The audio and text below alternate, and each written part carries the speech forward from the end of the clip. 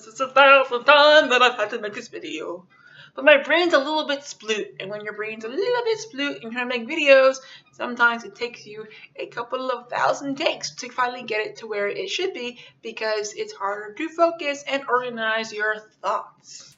That being said, hello lovely peoples, I am Michelle, this is my wheelchair Betty, and you're watching Rebelwheels NYC. Today we're going to talk about wheelchairs. I'm going to give you a wheelchair update, because if you follow the show that you know, I've been trying to get a new wheelchair for over 3 years. Over 3 years.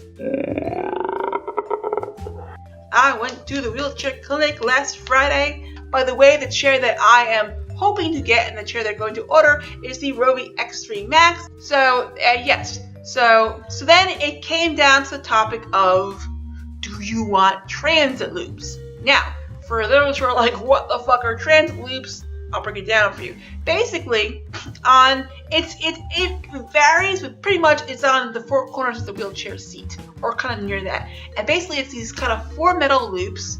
And what happens is when you go on the bus or say paratransit, the driver will take the constraints and seatbelts and put them in the loops. Put them in the loops. The transit loops. That's the new dance girl that's sweeping the nation.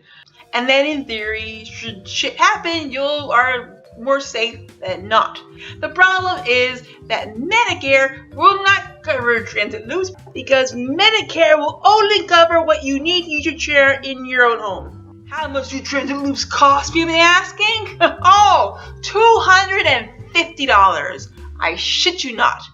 $250 for 4 freaking loops, which, by the way, do not light up. They're not solar powered. They're not going, hey Michelle, how's it going?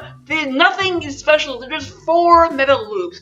Why they cost so much, I really don't know. I seriously cannot imagine that they cost that much to even make.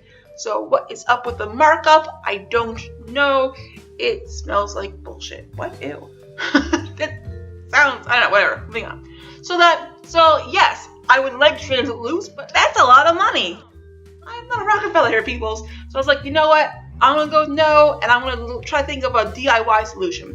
So one solution I had was perhaps, hey, can, Betty here, my primary chair, who stalls randomly, and thus I cannot take her outside. Well, she has transit loops. Can we take those off? Because they're kind of bolted on, and put them on the new chair? Or could take a carabiner, which I may be pronouncing incorrectly. It's carabiner.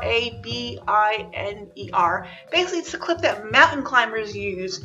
And shit, if those things are sturdy enough for climbing mountains, then I would imagine you put a little foam to protect the wheelchair, paint, and then you use a carabiner, and that might be a good DIY alternate transit loop situation, right?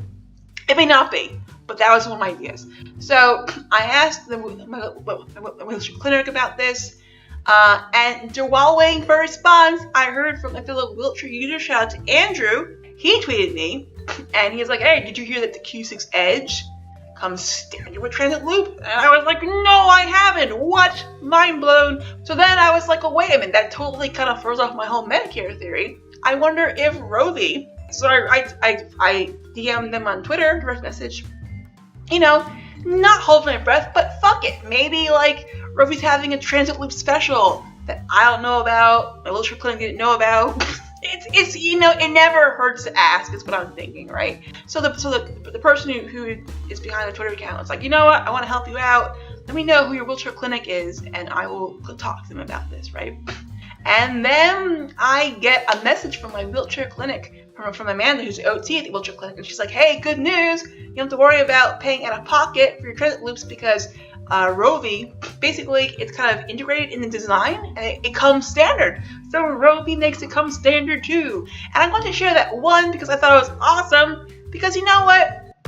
Our safety as disabled people, as wheelchair users, and as customers should not be a luxury or a privilege. That being said, if Medicare does say yes, you may have the chair, it will take at least 3 to 6 more months until it happens. So please send all positive wheelchair mojo towards Medicare. Wait, no, towards me? I don't know. As you see fit. Because it's so close, but then it's not definite. Thank you. What do you think? Put your comments in the comment section. That's really long. Thank you for watching.